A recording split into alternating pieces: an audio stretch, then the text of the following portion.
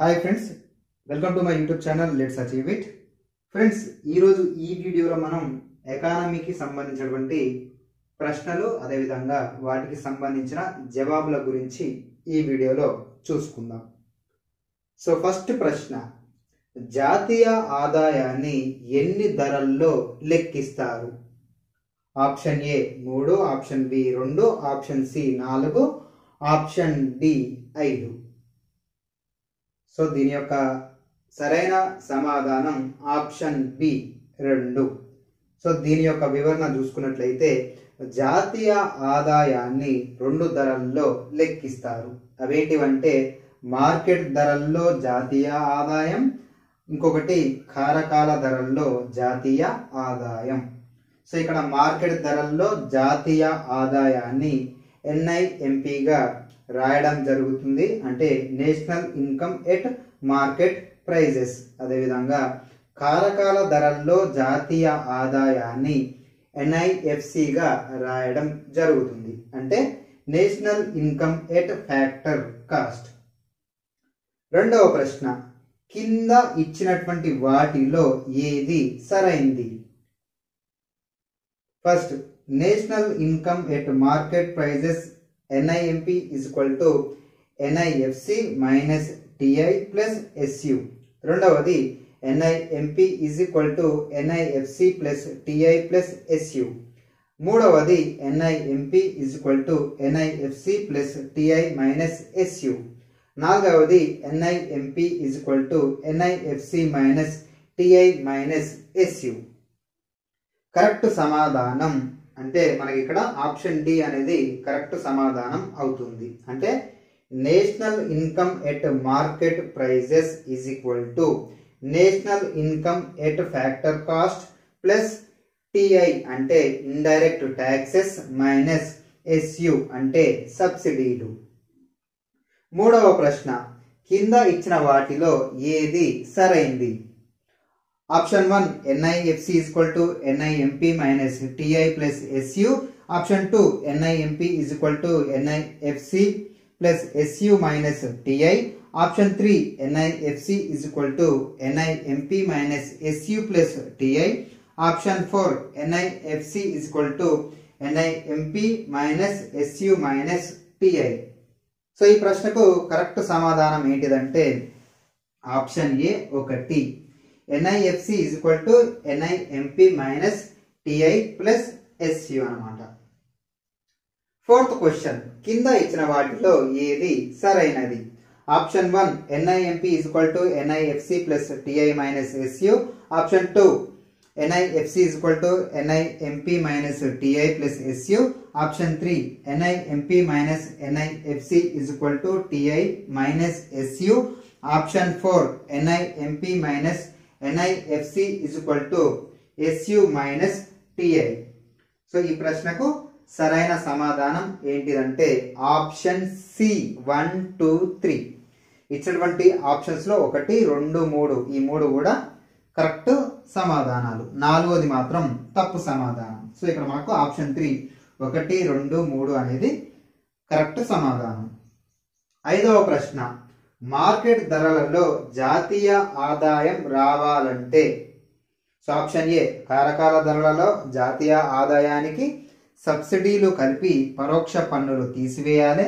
Option B కారకాల ధరలలో జాతీయ ఆదాయం నుంచి సబ్సిడీలు పరోక్ష పన్నులు తీసివేయాలి. ఆప్షన్ సి కారకాల ధరలలో జాతీయ ఆదాయం నుంచి పరోక్ష పన్నులు కలిపి సబ్సిడీలు తీసివేయాలి. ఆప్షన్ డి కారకాల ధరలలో జాతీయ ఆదాయంకు సబ్సిడీలు మరియు పరోక్ష పన్నులు కలపాలి. సో ఇక్కడ మనకు కరెక్ట్ సమాధానం ఏంటిదంటే కారకాల ధరలలో జాతీయ ఆదాయానికి పరోక్ష పన్నులు కలిపి సబ్సిడీలు అనేవి తీసివేయాలి. సో ఆప్షన్ సి అనేది కరెక్ట్ ఇక్కడ. 6వ ప్రశ్న, కారకాల ధరలలో జాతీయ ఆదాయం రావాలంటే?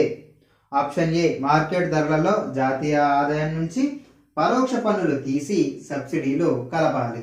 ఆప్షన్ బి మార్కెట్ ధరలలో జాతీయ ఆదాయం నుంచి సబ్సిడీలు తీసి పరోక్ష పన్నులు కలపాలి. ఆప్షన్ సి మార్కెట్ ధరల్లో జాతీయ ఆదాయం నుంచి సబ్సిడీలు మరియు పరోక్ష పన్నులు తీసివేయాలి. ఆప్షన్ డి మార్కెట్ ధరల్లో జాతీయ ఆదాయంకు సబ్సిడీలు మరియు పరోక్ష పన్నులు కలపాలి. సో ఇక్కడ కరెక్ట్ సమాధానం ఏంటిదంటే మార్కెట్ ధరలలో జాతీయ ఆదాయం నుంచి పరోక్ష పన్నులను తీసివేసి సబ్సిడీలను కలపాలి. అంటే మనకి ఇక్కడ ఆప్షన్ ఏ అనేది కరెక్ట్ సమాధానం అవుతుంది. 7వ ప్రశ్న పరోక్ష పన్నులు సబ్సిడీలు సమానం అయినప్పుడు కింద ఇచ్చినటువంటి వాటిలో ఏది సరైన సమాధానం? ఆప్షన్ ఏ కారకాల ధరల్లో జాతీయ ఆదాయం మరియు మార్కెట్ ధరల్లో జాతీయ ఆదాయం సమానం అవుతాయి. ఆప్షన్ బి కారకాల ధరల్లో జాతీయ ఆదాయం కన్నా మార్కెట్ ధరల్లో జాతీయ ఆదాయం తక్కువ. ఆప్షన్ సి కారకాల ధరల్లో జాతీయ ఆదాయం కన్నా మార్కెట్ ధరల్లో జాతీయ ఆదాయం ఎక్కువ. ఆప్షన్ డి మార్కెట్ ధరల్లో జాతీయ ఆదాయం కన్నా కారకాల ధరల్లో జాతీయ ఆదాయం ఎక్కువ. సో దీనికి కరెక్ట్ సమాధానం ఆప్షన్ ఏ పరోక్ష పన్నులు సబ్సిడీలు సమానం అయినప్పుడు కారకాల ధరల్లో జాతీయ ఆదాయం అదేవిధంగా మార్కెట్ ధరల్లో జాతీయ ఆదాయం అనేవి సమానం అవుతాయి. 8వ ప్రశ్న సబ్సిడీల విలువ పరోక్ష పన్నుల కన్నా తక్కువ ఉంటే కింద ఇచ్చినటువంటి వాటిలో ఏది సరైంది?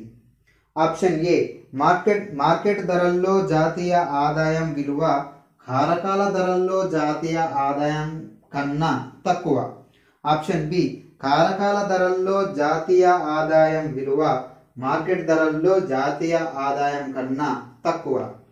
ఆప్షన్ సి కారకాల ధరల్లో జాతీయ ఆదాయం విలువ మార్కెట్ ధరల్లో జాతీయ ఆదాయం కన్నా ఎక్కువ. ఆప్షన్ డి మార్కెట్ ధరల్లో జాతీయ ఆదాయం విలువ కారకాల ధరల్లో జాతీయ ఆదాయం కన్నా ఎక్కువ. సో ఈ ప్రశ్నకు కరెక్ట్ సమాధానం ఏంటిదంటే సబ్సిడీల విలువ పరోక్ష పన్నుల కన్నా తక్కువగా ఉంటే మార్కెట్ ధరల్లో జాతీయ ఆదాయం యొక్క విలువ కారకాల ధరల్లో జాతీయ ఆదాయం కన్నా ఎక్కువగా ఉంటుంది. సో ఆప్షన్ డి అనేది సరైన సమాధానం అని చెప్పేసి మనం అనుకుంటాం. కానీ ఇక్కడ ఒక తిరకాసు ఉన్నది. ఒకసారి ఆప్షన్ బి చూడండి. కారకాల ధరల్లో జాతీయ ఆదాయం విలువ మార్కెట్ ధరల్లో జాతీయ ఆదాయం కన్నా తక్కువ అని ఇవ్వడం జరిగింది. అంటే ఇక్కడ బి మరియు ఆప్షన్ డి అనేవి కూడా రెండు కూడా ఒకే అర్థం తీసుకొస్తుంది. సో ఇక్కడ మనకు ఎన్ని సమాధానాలు కరెక్ట్ అవుతాయంటే ఆప్షన్ బి మరియు ఆప్షన్ డి అనేది కూడా కరెక్ట్ సమాధానాలు అవుతాయి.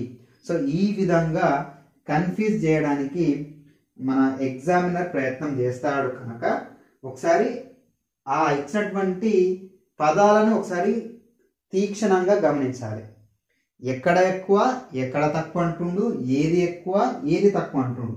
సో ఆ విధంగా మీరు గమనించినప్పుడు తప్పకుండా సరైన సమాధానం పెట్టడానికి అవకాశం ఉంటుంది. సో ఇక్కడ 8వ ప్రశ్నకు మనకు ఆప్షన్ బి మరియు ఆప్షన్ డి రెండు కూడా కరెక్ట్ సమాధానాలు, రెండు కూడా ఒకే అర్థాన్ని ఇస్తుంది.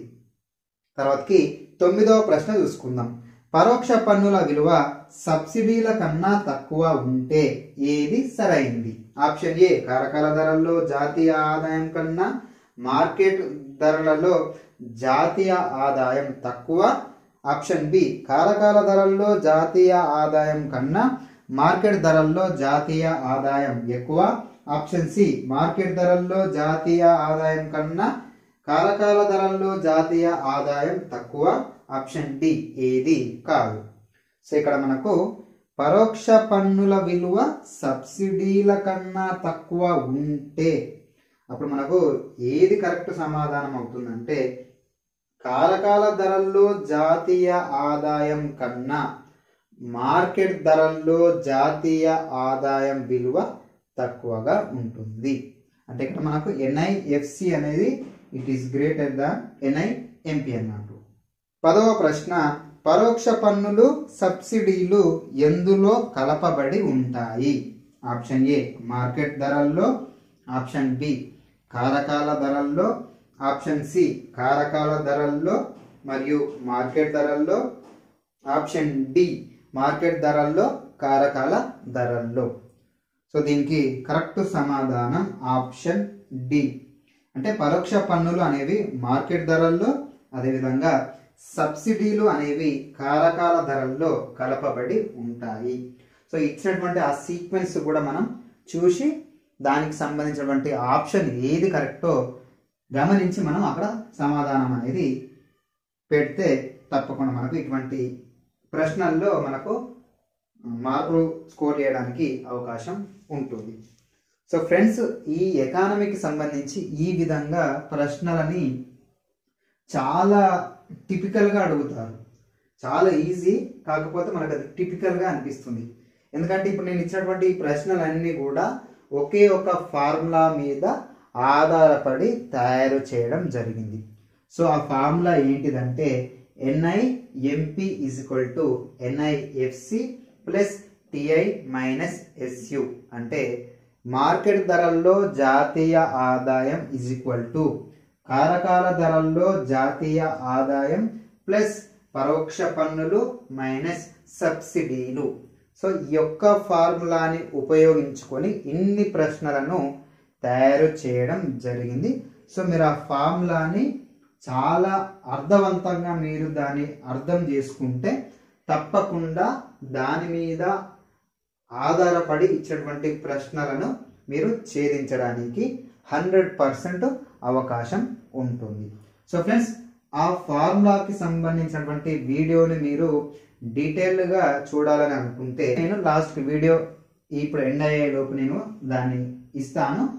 ఒకసారి ఆ వీడియోని చూసి అర్థం చేసుకొని మళ్ళీ ఈ ప్రశ్నలను ఒకసారి మీరు చూస్తే మీకు ఇంకా ఈజీ అవుతుంది. సో ఫ్రెండ్స్, మీకు ఈ వీడియో నచ్చిందని అనుకుంటున్నాను. సో ఇటువంటి ఎకానమీకి సంబంధించినటువంటి ప్రతి అంశాన్ని కూడా కొద్దిగా డీటెయిల్గా తీసుకురావడానికి ప్రయత్నం చేస్తాను. నా వంతుగా ప్రయత్నం చేస్తాను. అందులో కొన్ని లోటుపాట్లు ఉన్నా కానీ, ఏవైనా లోపాలు ఉన్నా కానీ దయచేసి కమెంట్ రూపంలో చెప్తే నేను దాన్ని రెక్టిఫై చేసుకొని తదుపరి వచ్చేటువంటి వీడియోస్లో మార్చి మీకు మంచి కంటెంట్ ఇవ్వడానికి ప్రయత్నం చేస్తాను.